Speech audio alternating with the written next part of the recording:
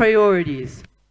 The priorities sounds simple, but the fact that it's one of the most misunderstood ideas is something we rarely look back to reflect on. Hi, I'm Pokpong, and today I would like to share to you something that I've realized about priorities, time, and why so many important things rarely ever happen. For a long time, I've thought that priorities were just the important things. Our grades, certain goals, certain projects. But over time, I've realized something that made me feel quite uncomfortable. Just because something matters to you does not actually mean that you actually make time for it. Because the truth is, routines are powerful. As every person's day already comes filled with so many different things to do, like classes, work, chores, meetings, deadlines. And when these things come, they pull on our schedule automatically. But priorities? That thing gets treated quite differently. We tell ourselves, I'll do it later, but then later never comes. And when something like this happens, that person gives the same excuse you might know well. I didn't have time. But the problem isn't really that they don't have time. It's that they wait for the perfect time. They wait for a whole afternoon, a fully productive day. But real life wouldn't give you that. Real life would probably give you 15 minutes before class, 10 minutes before dinner, 5 minutes of waiting for someone else. And because these moments feel small, we ignore them. But if these moments could be repeated consistently, they could be hours of progress over time. But get this, no matter if you have a full day or just 15 minutes, that progress only becomes visible if you manage them nicely enough.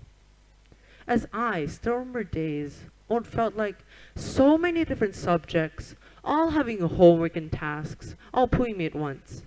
Math homework far from done, English essays with no more than a blank page, projects that I didn't even start yet. And strangely enough, the more I tried to do everything, the less I can actually do anything. That's when I realized the problem wasn't really effort, it was clarity. So instead, I gave myself smaller, more measurable goals and numbered them. So picture this with me. 10 minutes gone, one page solved, one task gone, the number one part of your list crossed, and several more to go. As once progress stops being abstract, it becomes visible and it starts. And once something starts moving, it becomes easier for it to keep moving. As in physics class, inertia tells us that an object stays at rest until a force acts on it. The starting is that force. So maybe the hardest part about work isn't the work itself, it's the beginning. And maybe that's why so many of our priorities disappear. Not because we're lazy or unmotivated, just that we never gave those priorities a real place in our lives. Because if it's a true priority, it deserves a place before the day becomes full.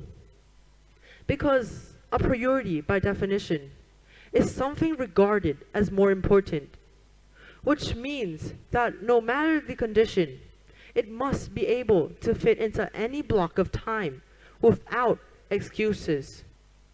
And once a priority is real, it negotiates within the day. And even on imperfect days, it tends to happen. So the next time you feel that familiar feeling, not lost, not overwhelmed, just slightly behind all the time. Remember that schedules don't respond to importance. They respond to structure. So don't prioritize your schedule. Schedule your priorities. As Pablo Picasso said, only put off until tomorrow what you are dying having left undone. Because that might just be what a priority really is. Not something you intend to do, but what you make time for. Thank you.